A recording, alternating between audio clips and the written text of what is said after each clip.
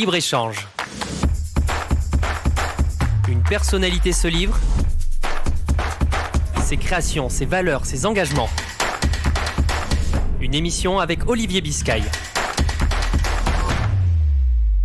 Bonsoir à toutes et à tous, bienvenue sur Radio Aviva, notre émission hebdomadaire Libre-Échange en partenariat avec Midi Libre. J'accueille ce soir Renaud Calva, bonsoir. Bonsoir. Vous êtes le maire de Jacou, premier vice-président de la métropole de Montpellier, conseiller départemental, premier vice-président de la métropole en charge en particulier des questions budgétaires, des relations avec les communes, des finances. Évidemment, on va y revenir tout au long de cet entretien, mais avec vous, Renaud Calva, une première question peut-être sur la manifestation qui agite tout le microcosme montpelliérain et au-delà, et pas la manifestation des retraites, mais la manifestation autour de la ruralité, la défense de la bouvine. C'est samedi à 11h. Est-ce que vous en serez de cette manifestation ? Alors, je ne pense pas y aller. Mais si vous me donnez quelques secondes, je souhaiterais m'exprimer sur ce sujet. Je suis un enfant du territoire, je suis né ici. J'ai cette culture taurine et camarguaise au plus profond de mon âme. Je sais ce que notre territoire lui doit. Je dis souvent, un peu peut-être pour provoquer mes amis, que c'est pour moi plus une culture qu'une tradition. C'est plus fort, je trouve, une culture. Cela remonte à Mistral, au Félibrige, au marquis de Baroncelli. Cela dit des choses aussi sur l'intégration des différentes populations immigrées. Moi, je suis le pur produit du melting pot montpelliérain. Ma mère est montpelliéraine depuis 40 générations, mon père est pied noir. Et donc, je suis né en 70 à Montpellier et avec ma famille, on allait régulièrement voir des courses, on appelait des courses libres à l'époque, le week-end. Donc, puis de temps en temps, je monte un petit peu à cheval avec quelques amis manadiers et gardiens. Donc, j'aime profondément cela. Je sais ce que notre territoire doit à cette culture-là, à l'intégration des immigrés portugais, italiens, espagnols. Il y a plus récemment les immigrés du Maghreb. Lorsqu'on est dans l'arène, face au taureau, je parle de la course camarguaise, la course libre, tous les rasoteurs sont habillés en blanc, quelle que soit leur origine sociale, ethnique. C'est-à-dire pour ça qu'on appelait ça la course libre avant. C'était ouvert à tous, quelle que soit son origine sociale ou ethnique, ce qui est différent déjà de la corrida. Et donc, je suis un fervent défenseur de cette culture-là.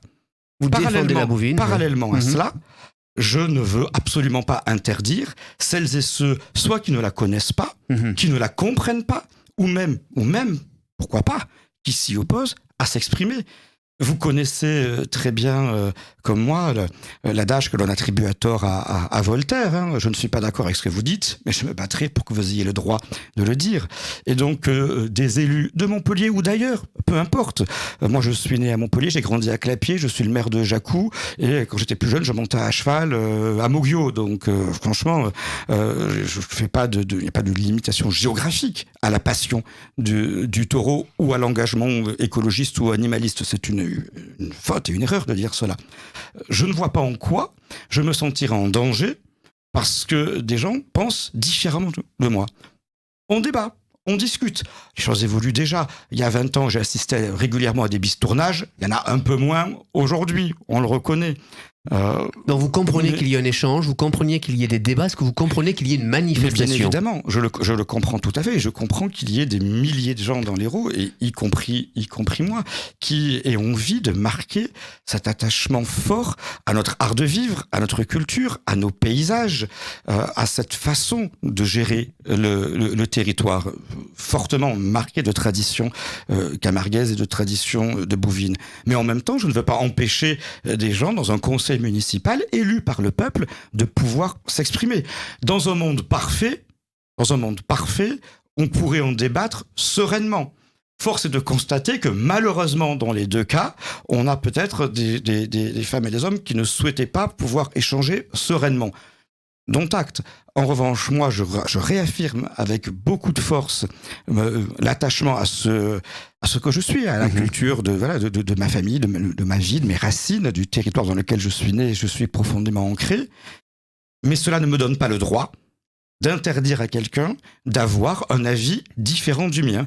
Et je peux avoir un débat serein avec des collègues qui siègent sur les mêmes bancs que moi au conseil de métropole ou même dans mon conseil municipal à Jacou. On ne pense pas tous de la même façon. Et heureusement, je leur donne le droit de s'exprimer sans les vilipender, sans les menacer. Parce que si je me mettais à les vilipender et à les menacer, cela voudrait dire que j'ai peur. Or, je suis tellement assuré de la force de la culture que je défends que je n'ai pas peur du débat, de la contradiction ou de la différence. Alors il y a plus qu'un débat au sein de la métropole, puisque la deuxième vice-présidente Coralie Mention fait l'objet d'un certain nombre de déclarations de quelques élus de la métropole et au-delà sur ses prises de position sur la bouvine. Elle y est plutôt très opposée, signant une tribune dans ce sens. Est-ce que vous comprenez, alors vous venez de l'évoquer sur la nécessité de débattre, mais combien elle fait l'objet de plus que de critiques, de violences verbales excessives? Alors, je ne peux absolument pas soutenir les violences verbales ou autres qu'elle peut subir. Dans la tribune qu'elle a signée, elle ne dit pas qu'elle veut l'abolition de la bouvine. Je pense que cette tribune est plus que maladroite, mais elle a le droit d'écrire ou de signer ce qu'elle veut. Je suis plus gêné, je peux vous le dire, sur sa position, mais elle était connue sur le COM. Moi, je suis un grand défenseur du contournement ouest de Montpellier. On en a besoin dans la métropole. Elle, non. Et elle a une délégation en lien avec l'aménagement du territoire, avec l'urbanisme, ce qui n'est pas le cas sur la question de la bouvine. Donc elle s'est exprimée, non pas en tant que vice-présidente chargée d'une mission que lui a confiée le président, en tant que femme, que citoyenne, que militante. C'est sa liberté. Je pense que mettre la question du bien-être animal au débat, c'est tout à fait légitime. Et je peux vous dire que, y compris les amis maladies que je peux avoir, n'ont pas attendu pour pouvoir avoir cette réflexion-là, qu'il faille l'accélérer, qu'il faille échanger. Aucune difficulté, et je peux vous assurer que beaucoup d'amis qui vont manifester samedi sont dans cet état d'esprit-là aussi. Certains instrumentalisent le jeu, on le voit très bien. Il y a un peu de politisation quand même. Il y a un peu de politisation, et ça se voit, c'est pas très fin non plus, et ça se voit. En revanche, elle a tout à fait le droit d'avoir une expression sans être menacée dans son intégrité de citoyenne ou d'élu. Dans l'accord politique qui est à l'origine de l'élection ensuite de Mickaëlle Delafosse et d'elle, comme deuxième vice-présidente de la métropole de Montpellier lors des élections municipales, l'accord, il était clair que le COM se ferait. C'est-à-dire que Mickaëlle Delafosse a été très clair sur cette question-là. Nous avons besoin du contournement ouest de Montpellier pour faire baisser la pression des embouteillages à l'entrée ouest de Montpellier. Cette rocade est indispensable, cette liaison entre les deux autoroutes est indispensable. La seule chose que nous défendons, mais on le défend aussi avec un homme qui certainement sera là samedi, qui est Jean-Pierre Grand, qui explique aussi qu'il ne faut pas de financement par les contribuables et de financement public du contournement ouest, et que ce financement doit être pris en charge par l'État ou par la société Vinci. Donc sur cette question-là, Jean-Pierre Grand et Coralie Mention partagent le même point de vue que moi et que Mickaëlle Delafosse, et moi, soyons plus respectueux. Pas de financement par les collectivités locales et par les contribuables de la métropole, de cette jonction entre deux autoroutes nationales. Êtes-vous assuré du financement par l'État de ce COM? J'ai lu avec attention dans vos colonnes ce qu'a dit M. Nunez sur la question, le COM se fera. Et donc le COM se fera avec une règle précise qui là est intangible. Pas de financement des collectivités locales, et je suis bien placé pour vous le dire que nous n'avons pas les finances à la métropole pour pouvoir financer le COM, mais c'est tout à fait légitime. C'est différent pour d'autres rocades. Là, c'est une rocade indispensable qui relie deux autoroutes l'une à l'autre, donc qui sont de la compétence de l'État. Et sur cette question-là, tout le monde s'y retrouve. Si vous posez la question à Madame Mention, voulez-vous qu'il y ait un financement par la collectivité locale du COM? La réponse est non. Comme M. Delafosse, comme M. Grand, comme moi. Mais le COM doit se faire, et je fais confiance en M. Nunez pour trouver les solutions pour le réaliser. Cependant, Renaud Calva, maire de Jacou, premier vice-président de la métropole, invité de Radio Aviva ce soir, est-ce qu'on peut imaginer que Coralie Mension puisse rester deuxième vice-président de la métropole après les propos qu'elle tient sur le COM? Est-ce qu'une gouvernance aujourd'hui, une démocratie, une métropole peut conserver ce type d'arguments contraires à une stratégie qui a été portée et sur laquelle les Montpelliérains se sont exprimés? C'est une vraie question sur la façon dont on doit gérer aujourd'hui une intercommunalité.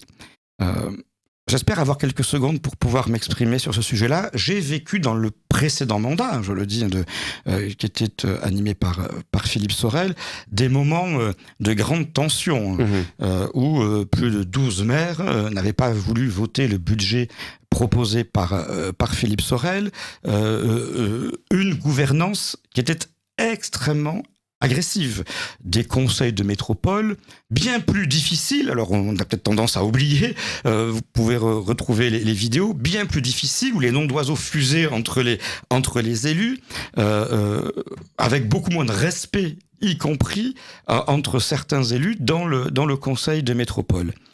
C'est une gouvernance totalement différente qu'a souhaité mettre en œuvre Mickaël Delafosse. Et je le soutiens depuis des années, en partie pour cela. Si Mickaël Delafosse m'avait dit il y a quelques années, quand on a commencé à œuvrer pour qu'il puisse présenter un programme ambitieux auprès des Montpelliéraines et des habitants de la métropole, qu'il allait avoir la même gouvernance agressive qu'auparavant, je ne l'aurais pas suivi. Parce que je pense qu'on ne peut plus gérer aujourd'hui une intercommunalité ou une grande institution.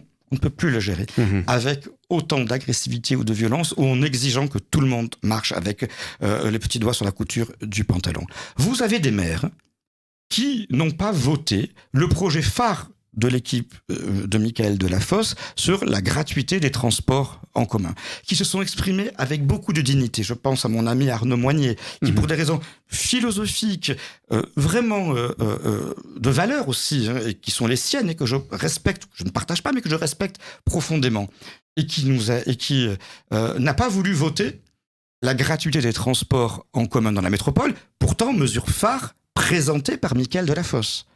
Eh bien, le président Mickaël Delafosse l'a remercié pour son intervention courtoise, qui a mené des éléments au débat. Il ne lui a pas dit « Monsieur, vous n'avez pas voté le projet phare que je propose, je vais vous mettre au banc des maires, vous n'assisterez plus aux conférences, aux réunions du bureau, vous n'aurez plus les subventions ou les travaux de voirie dont votre ville a besoin. » Ce que moi j'ai pu vivre il y a quelques années, dans la précédente Donc mandature. Ça n'arrivera pas pour Coralie Mension, c'est ce que vous me dites. Il n'arrivera rien de ce type. Mais si cela arrivait pour Coralie Mension, il faudrait que cela arrive pour tous les autres élus du conseil de métropole qui, à un moment donné, manifestent une opinion différente. Lorsqu'il a fallu appliquer une loi que nous n'avons pas votée, la ZFE, vous savez, c'est compliqué, la question de la qui a suscité beaucoup de réactions. Qui a suscité beaucoup de réactions. J'ai même vu, moi, dans le conseil de métropole, c'est une loi votée par les parlementaires qui soutiennent Emmanuel Macron, En Marche. J'ai vu, moi, dans le conseil de métropole, des maires qui soutenaient Emmanuel Macron et qui ont voté contre l'application de la ZFE au conseil de métropole, alors qu'aux dernières législatives, ils ont soutenu des parlementaires En Marche. Et quand je dis ils ont soutenu, même certains ont soutenu de très près des parlementaires En Marche. Et lorsqu'il a fallu voter la mise en œuvre d'une loi, lorsqu'il a fallu appliquer au Conseil des métropoles une loi votée par les parlementaires En Marche, ils s'y sont opposés. Ils ont conservé la confiance et l'amitié du président. Donc, cette façon-là de gérer notre territoire, notre collectivité de façon apaisée, où on respecte la différence, je pense qu'elle est utile, qu'elle est indispensable. Au nom de l'intérêt général. Mais bien évidemment, ça ne veut pas dire que cela doit être la cacophonie. Si demain, nous n'avons plus de majorité pour nous faire passer le budget ou pour faire passer la gratuité des transports, je pourrais avoir peut-être un avis différent. En revanche, la méthode qui est celle de Mickaël Delafosse, si vous regardez, là, vous y étiez, vous en avez d'ailleurs fait un très joli papier, la semaine dernière sur la gratuité des transports, avez-vous eu un vote contre sur les 92 élus? On n'est pas 20, on est 92. Avez-vous eu un vote contre ce projet phare de gratuité des transports au Conseil de métropole? Aucun. Aucun. Vous avez eu quelques abstentions, certaines pour de bonnes raisons. Voilà, M. Moyer est plutôt un homme de droite qui considère que c'est l'usager qui doit puisqu'il y a bien quelqu'un qui paye au final. C'est la gratuité de l'usage, ce n'est pas la gratuité du service. Vous nous confirmez d'ailleurs que vous n'augmenterez pas les impôts à terme dans 1 an, dans 2 ans, dans 3 ans pour financer cette mesure phare. Là, on touche un sujet passionnant qui me passionne à moi sur la participation des usagers et des citoyens aux finances publiques. Le budget de fonctionnement, les recettes de fonctionnement de la métropole, je ne parle pas d'une commune, je parle de notre intercommunalité, la métropole de Montpellier. Le budget de fonctionnement de la métropole, les recettes, ce que je prélève, c'est à peu près 590 millions d'euros par an. Est-ce que vous savez combien sont apportés par la taxe d'habitation, par l'impôt ménage, par la colonne, si vous prenez votre taxe sur le foncier bâti, vous avez la colonne intercommunalité. Qu'est-ce que ça représente ? Moins de 2 millions. Moins de 2 millions. Moins de 2 millions. Chaque habitant de la métropole, vous faites cet exercice. Vous prenez votre feuille d'impôt sur le foncier bâti, ceux qui en payent, vous regardez la colonne, ça s'appelle intercommunalité. Faites M. Biscay rentrant chez vous ce soir, je pense que vous paierez, si vous habitez la métropole de Montpellier, entre 5 et 10 euros par an. Par an. Les recettes fiscales de la métropole de Montpellier proviennent dans son immense majorité de la fiscalité économique, de ce que payent les grandes entreprises dans ce territoire. C'est pour ça que je défends fortement la gratuité des transports en commun pour les habitants de la métropole. C'est parce que nous avons un impôt qui s'appelle le versement mobilité, qui est payé par les grandes entreprises de notre territoire, les entreprises de plus de 10 salariés de la métropole de Montpellier. Et cet impôt est dynamique parce que nous avons de plus en plus d'entreprises.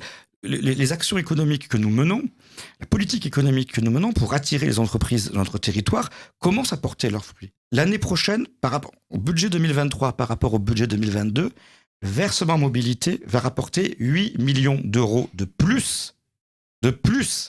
On va dépasser les 95 millions d'euros de recettes par an du versement mobilité. Et la loi m'oblige, c'est une excellente loi d'ailleurs, à affecter cette recette aux politiques de mobilité. Donc, bien évidemment que nous n'avons pas besoin d'augmenter les impôts, et y compris s'il fallait le faire, vous comprenez très bien qu'on passerait de 2 millions à 3 ou à 4, ça ferait de 10 à 12, ça ne suffirait pas. La gratuité, c'est 30 millions d'euros.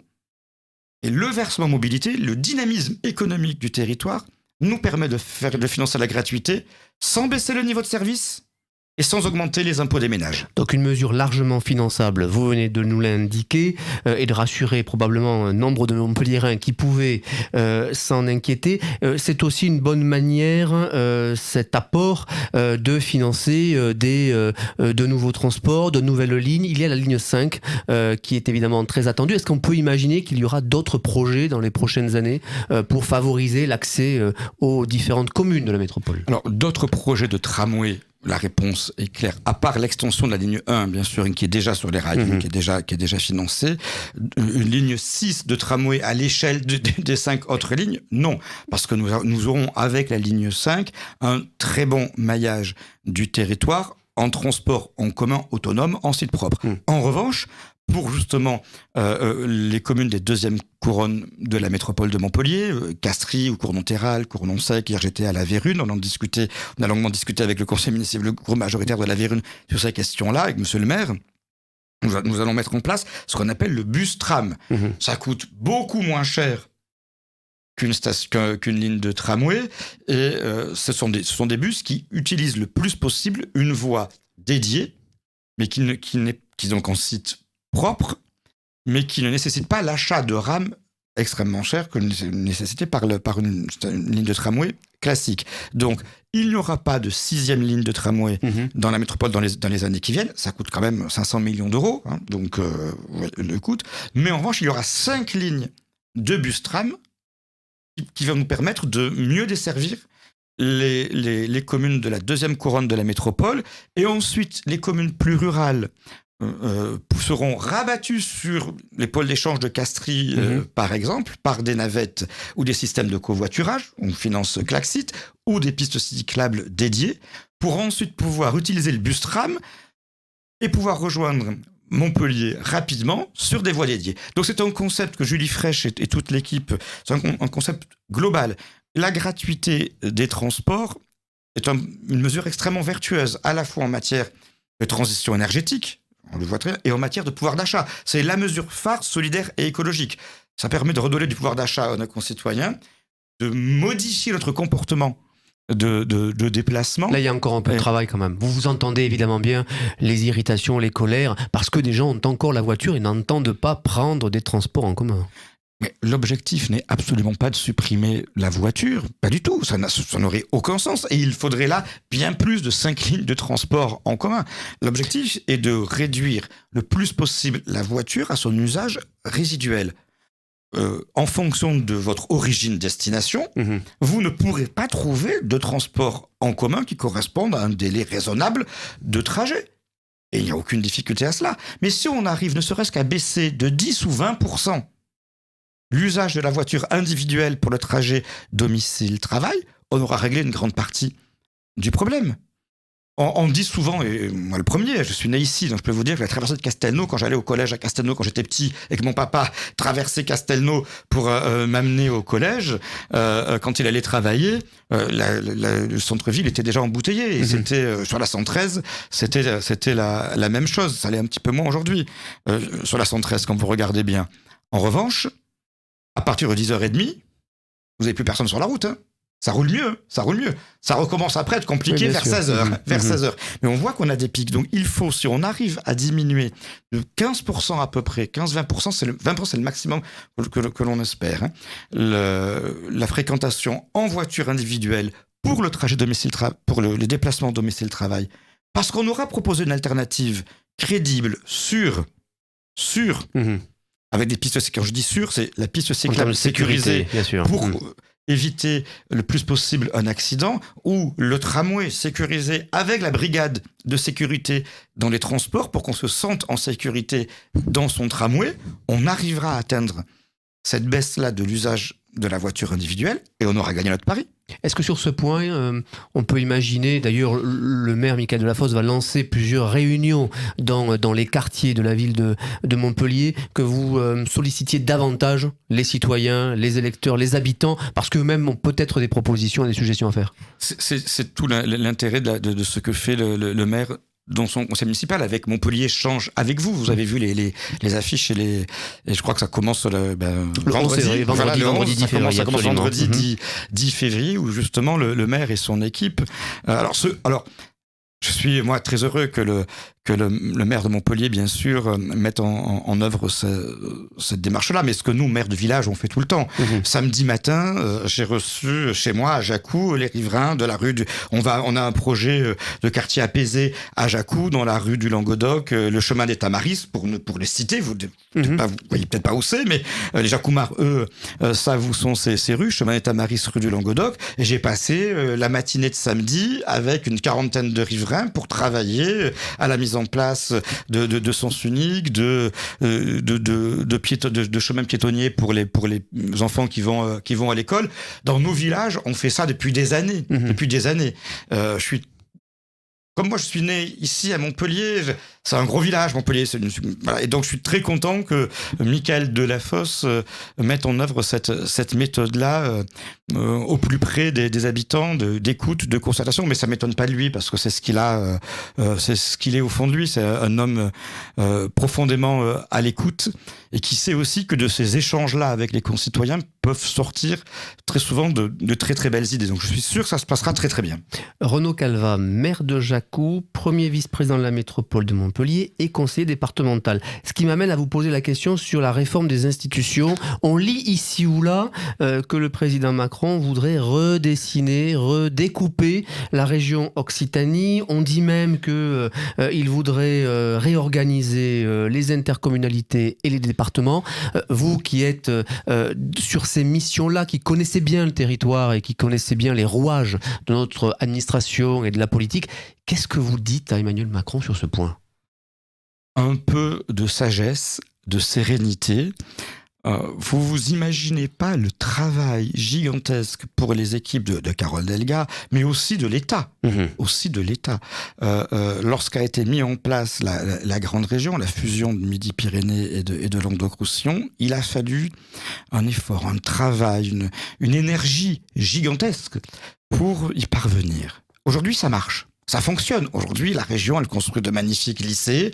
La carte des intercommunalités, est-ce qu'il faut la revoir à la marge ? Certainement, mais en intégrant la volonté des élus locaux. Aujourd'hui, on a une grande région avec une équipe autour de Carole Delga qui fonctionne. L'administration d'État, c'est aussi modernisé, elle fonctionne. Quelques années après, remettre encore sur la table une question de redécoupage territorial des grandes régions ou pas, je pense qu'on a autre chose à faire dans notre pays en ce moment que cela. Et en plus, ce qui, moi, m'étonne, c'est on part pas d'un constat.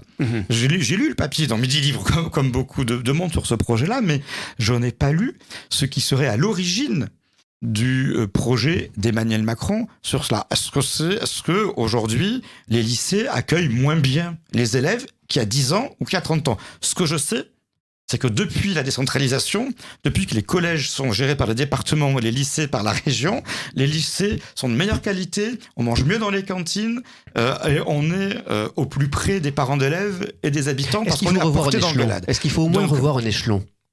Parce que c'est la volonté du président de la République. Alors, c'est un vieux serpent de mer, vous le savez très très bien. Sous François Hollande, Manuel Valls voulait supprimer les départements. Vous qui êtes conseiller départemental, est-ce que vous estimez que tous les échelons sont utiles et qu'il faudrait cependant retravailler les mutualisations ? Ils sont utiles parce qu'ils n'assument pas les mêmes missions. Si demain, vous me dites, faut-il supprimer un échelon parce que demain, le département ou la région se comporte comme une super mairie, je vous dirais bien évidemment oui, il faut le faire.